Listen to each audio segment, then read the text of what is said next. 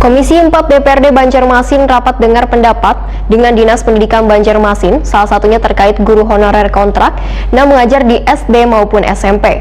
Di tahun 2021 ini, Menteri Pendidikan dan Kebudayaan akan merekrut 1 juta guru honorer menjadi PPPK, P3K honorer. Pemirsa, berikut untuk kabar selengkapnya. Komisi 4 DPRD Banjarmasin rapat dengar pendapat dengan Dinas Pendidikan Banjarmasin, salah satunya terkait guru honorer kontrak yang mengajar di SD maupun SMP. Kepala Dinas Pendidikan Banjarmasin Toto Agus Daryanto yang takuni Prima TV usai mengikuti rapat kerja jelang tengah hari Selasa 28 Desember 2020 mendahkan pemerintah melalui Kementerian Pendidikan dan Kebudayaan membuka kesempatan bagi bubuhan guru honorer agar mendapatkan perlakuan sama dengan guru PNS, dibuktikan dengan PPPK atau P3K honorer. Di tahun 2021 ini, Menteri Pendidikan dan Kebudayaan akan merekrut 1 juta guru honorer menjadi P3K. Untuk Banjarmasin akan mendapatkan jatah lebih dari 1.300 guru untuk direkrut menjadi pegawai pemerintah dengan perjanjian kontrak. Menurut pembicaraan awal dengan Wali Kota Banjarmasin, ujar Toto Agus Daryanto, Banjarmasin akan mengambil seberatan formasi yang ditawarkan Kementerian Pendidikan dan Kebudayaan RI. Nah, tetapi hari ini mau rapat, makanya saya merapat, belum ada keputusan pastinya apakah Kota Banjarmasin mengambil semua. Tetapi pembicaraan awal, Pak Wali setuju untuk mengambil semua formasi.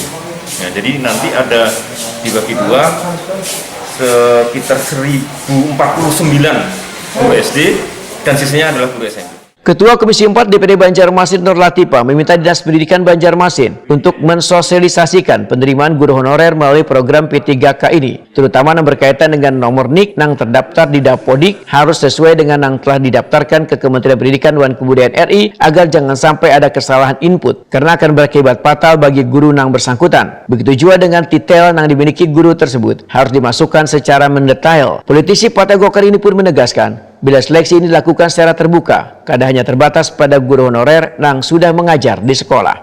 Kemudian juga masalah kemahiran dalam berteknologi, jangan gaptek lah istilahnya. Karena pada saat kita diberikan soal itu melalui sistem. Jadi ketika nanti diberikan soal supaya mahir lah mengoperasionalkan media yang alat yang digunakan, baik itu laptop maupun PC. Nah, ini harus disosialisasikan benar-benar kepada guru honorer kita agar mereka mahir dalam hal pada saat seleksi tersebut.